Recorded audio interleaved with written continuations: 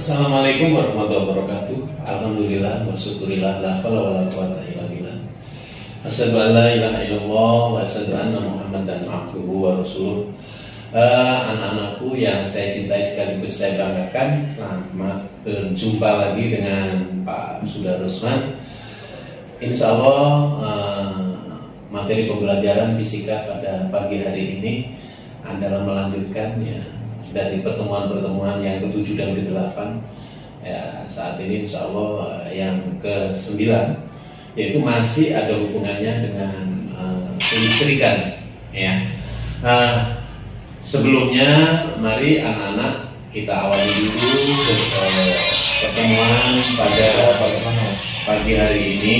Kita awali dulu dengan membaca basmalah bersama-sama. Bismillahirrahmanirrahim.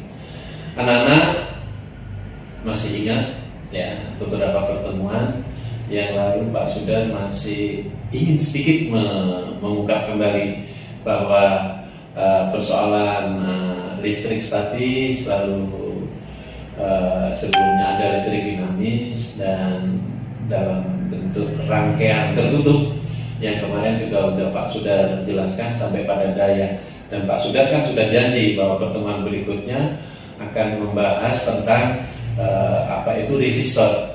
Resistor ini adalah sebuah komponen atau sebuah elemen yang paling sering disebut di dalam elektronika.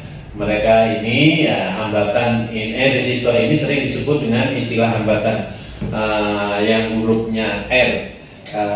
Saya rasa Pak Sudar sudah pernah memberikan kan, kalau nggak salah di antaranya yang kemarin ada macam-macam simbol kan, ya diawali dengan simbol yang seperti ini kan, masih ingat kan, ya kan. Nah ini contoh-contoh lambang ya yang Pak Sudar pernah kenalkan.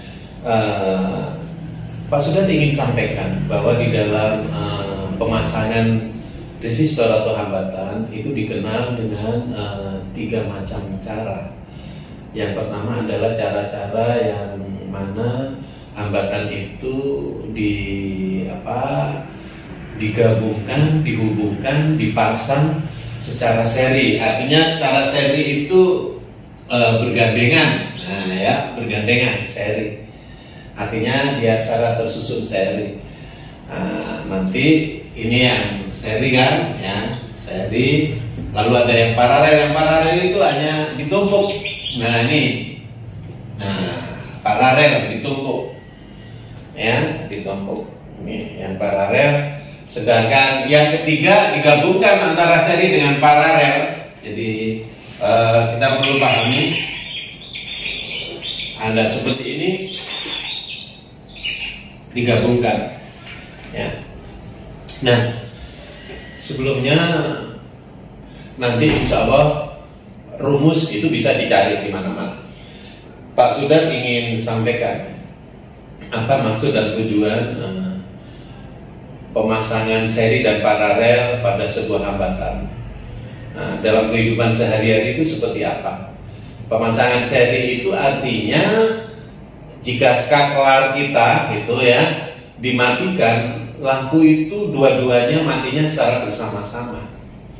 Nah, bila dinyalakan juga begitu. Artinya secara seri satu kali itu bisa mematikan dengan banyak hal itu. Jadi secara seri begitu juga penggunaannya, ya penggunaannya.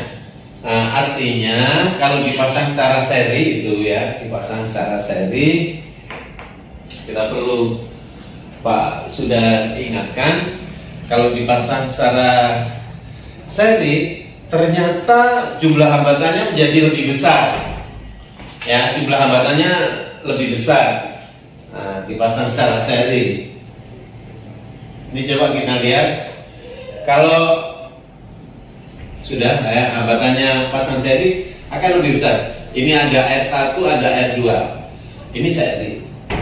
Maka jumlah hambatannya ini menjadi lebih besar.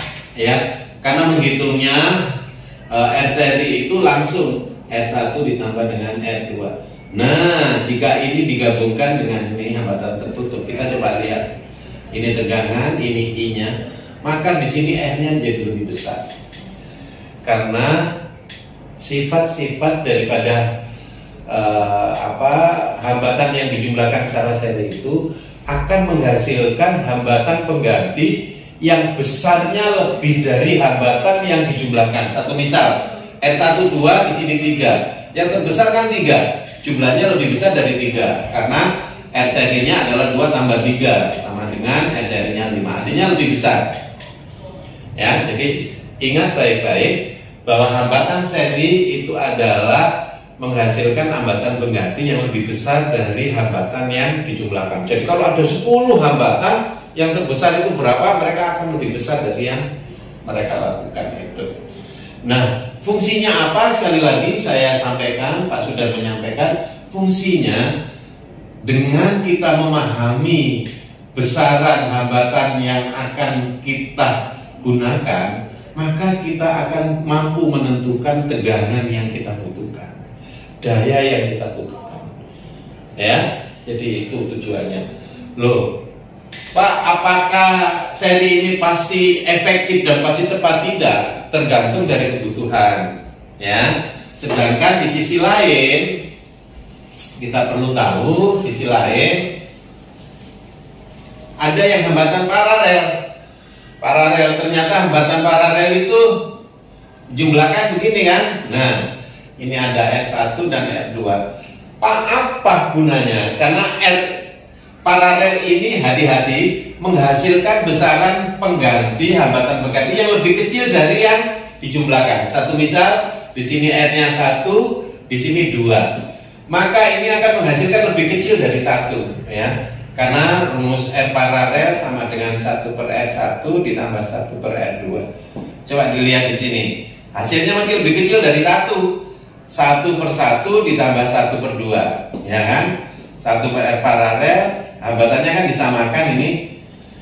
2 di sini, maka 2 ditambah di sini 2 bagi 2 1 ya. Berarti berapa ini? Tetap 1 ya. Coba dilihat. Maka di sini akan menghasilkan besaran ini tambah ini menjadi berapa ini? 1 per RP sama dengan 3 per 2. Nah, 3 per 2 kalau ditanyakan R paralel, hati-hati di sini dibalik, karena ini berawal dari 3 RP sama dengan 1 kali 2 ya. Saya balik di sini, maka R paralelnya dibalik menjadi 2 per 3. Coba kita lihat. Kan berarti kurang dari 1. Ya, 2 per 3. Berapa kira-kira 2 bagi 3? Coba dilihat. Nah, berarti 0,6. Ya, 6, 18 bisa 2 lah. Berarti 0,66. 0,66 kurang dari 1. Ini anak-anak ya. Jadi fungsi daripada kita memahami menjumlahkan hambatan atau resistor itu tidak lain dan tidak bukan agar kita bisa menentukan besarnya daya yang dibutuhkan. Ya, dan yang paling akhir Pak Sudar ingin berikan tambahan. Pak Sudar kan sudah sampaikan ada 3 hal. Yang pertama adalah hambatan secara seri, hambatan digabungkan secara paralel, dan yang terakhir ya kita tutup adalah jika hambatan diselesaikan digabungkan secara gabungan ya. Nah, ini secara gabungan. Di sini ada R1, R2, R3 dan R4. Hati-hati cara mengerjakan seri ya, menggunakan rumus R seri, R1 ditambah R2. Di sini menggunakan paralel ya. Seperti R1. Nah, terakhir R gabungannya adalah R seri ditambah dengan R paralel. Ya, maka nanti akan menghasilkan.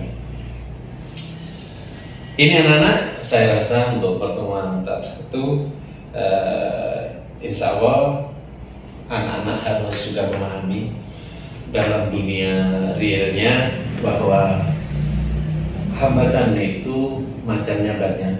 Pak Sudaroda kemarin sampaikan, ada lampu, ada AC, ada kulkas, ada TV, ada setrika, ada kipas angin, ya. Itu bisa dipasang seri, bisa dipasang paralel, ya. Pak, apakah sound system? Iyalah, sound system itu juga bagian daripada hambatan.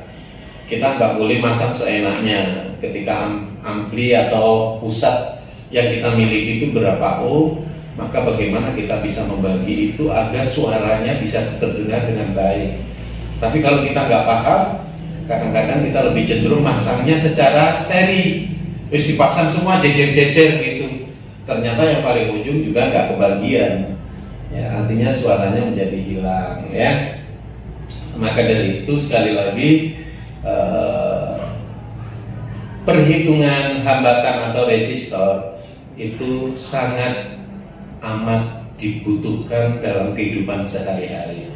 Untuk apa? Paling tidak kita bisa melakukan efektif dan efisien penggunaan daya listrik. Saya rasa itu anak-anak pertemuan pada pagi hari ini.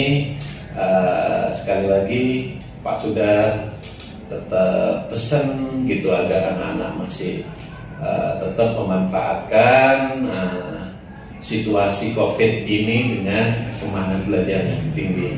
Tapi jangan lupa tetap jaga protokol kesehatan. Kalau keluar kemana-mana pakai masker dan hindari kerumunan, ya, jaga jarak. Insya Allah anak-anak akan tetap sehat, ya. Sekali lagi tetap sehat.